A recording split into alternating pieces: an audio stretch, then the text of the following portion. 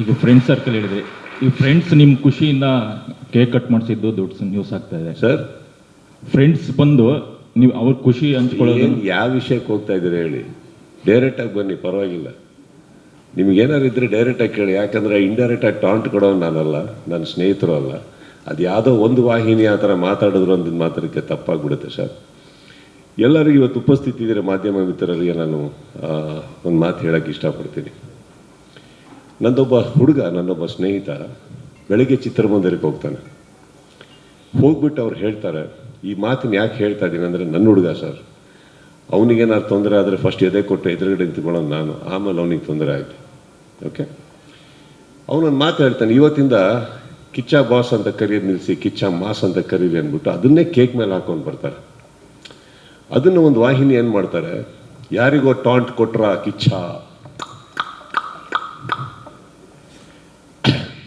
ಇದಾದ್ಮೇಲೆ ಏನಾಗುತ್ತೆ, ಸಪೋಸ್ ಯಾರ್ದೋ ಫ್ಯಾನ್ಸ್ಗಳು ಅವ್ರಿಗೆ ಥ್ರೆಟನ್ ಮಾಡಿ ಅವ್ರಿಗೆ ಏನಾರು ಹೆಚ್ಚು ಕಮ್ಮಿ ಮಾಡಿದ್ರು ಅಂದ್ಕೊಳ್ಳೋಣ, ಅದಕ್ಕೆ ನಾವು ಬಿಡಲ್ಲ, ಮಾಡಿದ್ರು ಅಂದ್ಕೊಳ್ಳೋಣ, ಆ ವಾಹಿನಿ ಜವಾಬ್ದಾರಿ ತೊಗೊತಾರ ಸರ್? ಯಾಕಂದರೆ ಫಸ್ಟ್ ಸ್ಟಾರ್ಟ್ ಮಾಡಿದವರೇ.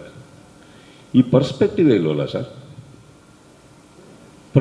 ಇವಾಗ ಫಾರ್ ಎಕ್ಸಾಂಪಲ್ ಅವ್ರು ಯಾವ ವಾಹಿನಿಯವರು ಇದನ್ನು ಮಾಡಿದ್ರು, ಅವ್ರ ಯಜಮಾನಂಗಂತ ಅವ್ರ ಯಜಮಾನರಿಗೆ ಕರೆಯೋದು ಬಾಸ್ ಅಂತಾನೆ ಅಲ್ವಾ?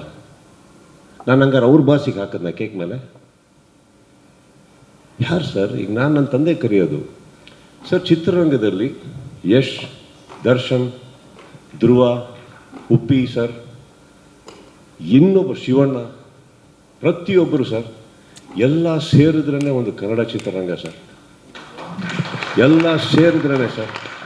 ಇದೇ ಒಂದು ವಾಹಿನಿಯಲ್ಲಿ ನಾನು ಕೂತ್ಕೊಂಡು ಮಾತಾಡ್ಬೇಕಾದ್ರೆ ಹೇಳಿದ್ದೆ, ಇದೇ ದರ್ಶನ್ ಅವರ ಫ್ಯಾನ್ಸ್ ಬಗ್ಗೆ ಬಂದಾಗ ನಾನೇ ಹೇಳಿದ್ದೆ, ಫ್ಯಾನ್ಸಿಗೆ ಬೈಯಕ್ಕೆ ಹೋಗಬೇಡಿ, ಅವ್ರಿಗೆ ಗೊತ್ತಾಗ್ತಾ ಇಲ್ಲ ಏನು ಮಾಡಬೇಕು ಅಂತ, ನೋವಲ್ಲಿದ್ದಾರೆ ಅವರು ಅಂತ. ಇದೇ ನಾನು ನನ್ನ ಬಾಯಾರೆ ಹೇಳಿದ್ಮೇಲೆ ನಾವು ಯಾಕೆ ಸರ್ ಟಾಂಟ್ ಕೊಡೋಣ? ನಾವೆಲ್ಲ ಬಹಳ ಚಿಕ್ಕವರು ಸರ್. ನಾವೆಲ್ಲ ಇವತ್ತು ಚಿತ್ರರಂಗ ಕೊರಗ್ತಾ ಇದೆ, ಬೆಳಿಗ್ಗೆಂದು ನೋವಲ್ಲಿದೆ ಅಂತ ಹೇಳಬೇಕಾದ್ರೆ ನಾವೆಲ್ಲ ಕಷ್ಟಪಟ್ಟು ಸಿನಿಮಾ ಉಳ್ಸೋಕ್ಕೆ ಹೋಗೋಣ, ಈ ಥರ ಪ್ರಶ್ನೆಗಳಿಗೆ ಉತ್ತರ ಕೊಟ್ಕೊಂಡು ಕೂತ್ಕೊಳ್ಳೋಣ ಹೇಳಿ? ಯಾಕೆ ಕೊಡಬೇಕು ಟಾಂಟ್? ನಾವು ಏನು ಸಿಗುತ್ತೆ ಇದರಲ್ಲಿ ನಮಗೆ? ನಾವೆಲ್ಲ ಏನು ಛತ್ರಪತಿಗಳ, ನಾವೇನು ಚಕ್ರವರ್ತಿಗಳ ಸರ್? ವಯಸ್ಸಾಗಿ ನಾವು ಹೋಗೋರೆ ಒಂದಿನ. ಬದುಕಿರ್ಬೇಕಾದ್ರೆ ಒಂದು ಸಿನಿಮಾ ನಮ್ಮ ಕೈ ಹಿಡಿದಿರ್ಬೇಕಾದ್ರೆ ಬೆಳೆಯೋಣ, ಆಸೆ ಪಡೋಣ, ಇನ್ನಷ್ಟು ಒಳ್ಳೆ ಚಿತ್ರ ಮಾಡೋಣ ಅಂತ ಇರಬೇಕಾದ್ರೆ ನಿಮ್ಮಂಥವ್ರು ಬಂದು ನಮ್ಮನ್ನು ಪ್ರಶಂಸಿಸಿದಾಗ ಖುಷಿ ಪಡೋಣ ಅಂತ ಹೋದರೆ, ಸ್ವಲ್ಪ ರಿವೈಂಡ್ ಮಾಡಿದ್ರೆ ಆ ಹುಡುಗ ಎಲ್ಲಿ ಮಾತಾಡಿದ್ದು ಅನ್ನೋದು ಕ್ಲೀನಾಗಿ ಗೊತ್ತಾಗುತ್ತೆ ಅಲ್ವೇ?